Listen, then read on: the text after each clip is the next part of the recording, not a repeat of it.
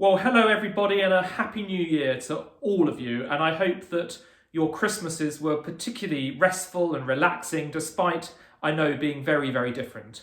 And as you can see, I'm not in the office because like everybody else, we are working our way through this next phase of challenge, which is another lockdown. And I know just how very, very difficult that is for the children in particular and for you too as we seek to move back to the remote learning program. And as good as that is, and it is excellent, I'm really thrilled with it.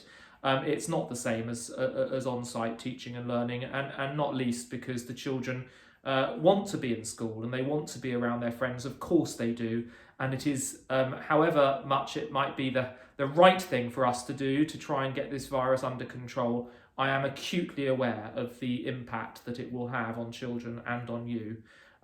I can only hope that you are pleased, and I know you've told me you are, many of you, with what we're able to offer. And you know, I looked in the week at the guidance from the Department for Education of the minimum standards of remote learning, and of course, as it won't come as a surprise to you that we absolutely blow it out of the water. I mean, what we're offering is just so much more than that, and quite right too. We owe it to the children, of course, and we owe it to you too. But I am very grateful, and particularly grateful to the staff who had a very, very minimal period of time really to prepare for that move over to remote learning.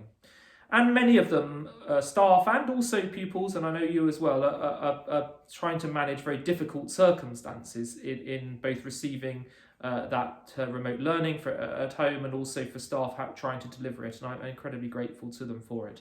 But everything is starting to get going. The co-curricular programme starts next week. We've had full live lessons across the course of this week. And that's a great starting point for us as a school.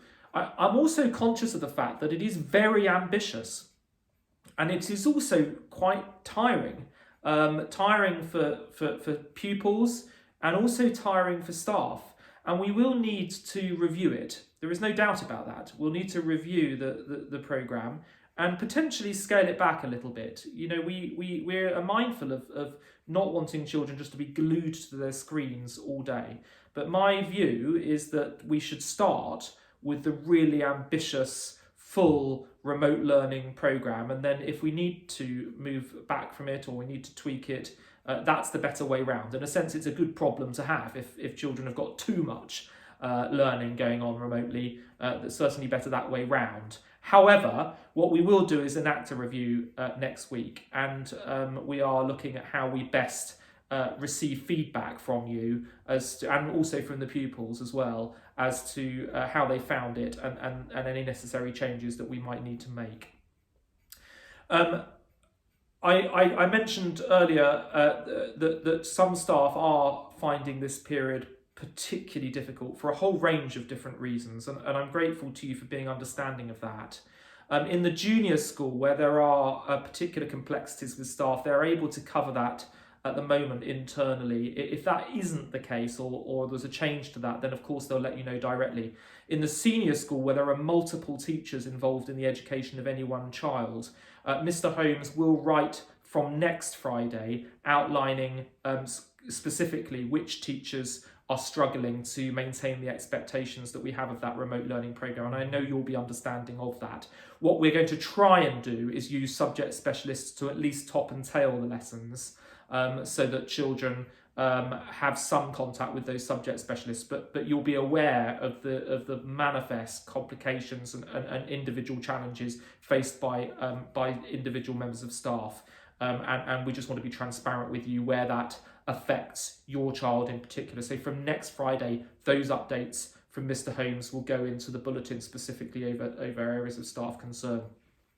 I do want to mention Year 11 and Year 13 with all of the announcements that have been going on this week from government. Of course, whilst many of the exams in their traditional format are now confirmed as not happening, there are two elements to that. One is that we don't know yet what elements of exams are happening. We also know that grading will definitely happen.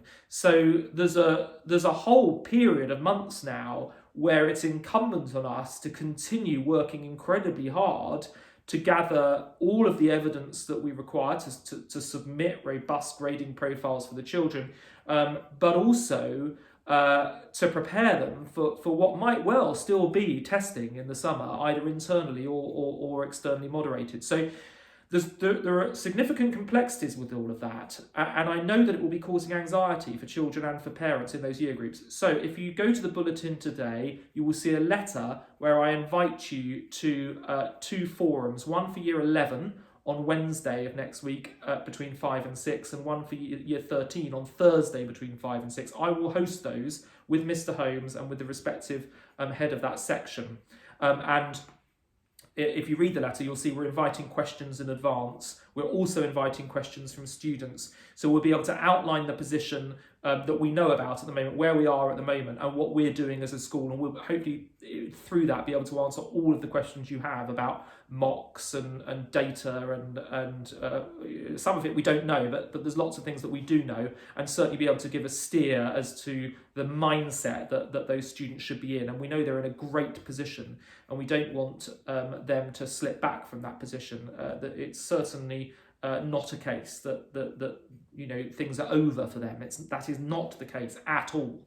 And we need to keep going with those year groups. So do tune in, please. Those forums are open for students and for parents Wednesday and Thursday next week. But as I say, the letter is in the bulletin. We're also very keen to get feedback formally from students, not just about the nature of remote learning, but also ways in which we can support them through the lockdown. We know that it's a real challenge for many of them, particularly with their mental health. So we want to create a forum by which they can give us that feedback. Pupil Parliament is the obvious place and mechanism for that to occur. So from next week, and this includes the junior school too, from next week the Pupil Parliament will start driving forward an agenda which looks at pupil voice and input into how we can make the remote learning even better, and remote education, and how we can offer even more support for pupils at home. So details of that will come through next week, and I'll also make a point of telling the children about that, as I know will Miss Whitwood through various assemblies next week. Of course, whilst I'm at home and you're at home, there are also a number of children on the school site, and as you will have heard on the news, this is the children who are deemed vulnerable, and also the children of key workers.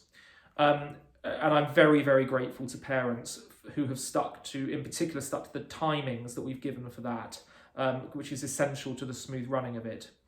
We are now able to operate testing of those children and of the staff. The staff are tested every week. The children are, at the moment, just tested once. Just to clarify that point. What I would say, and I know this has become a topic in the press at the moment, but I would ask, please, that you only use that service if you really do require it. We need to support the lockdown. We do, if the more children, obviously, the more children we have on site, the more staff we have on site, the more risk there is. And we don't want to put staff at risk.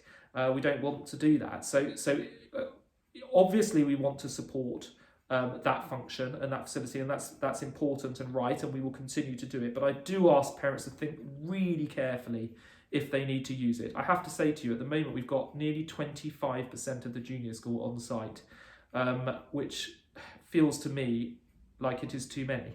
And I'll leave it at that for the time being. But I do ask you to think very carefully as to whether you need to use that facility or not, because it does add additional risk to the staff who are mandated therefore to come and support it and to oversee it.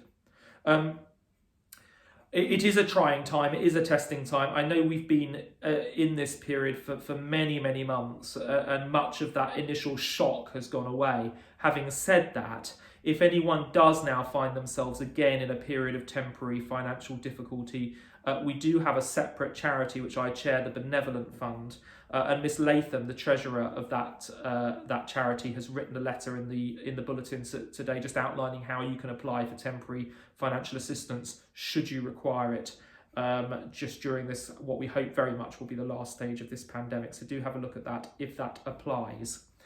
You'll be aware from my messaging last term that parent communication remains an area of review, in particular around reporting. There are 2 parent communication working groups that are being established, one by Miss Whitwood. I believe she's already written to you about that parent working group. Mr Holmes is writing to senior school parents next Friday about how you can get involved in that.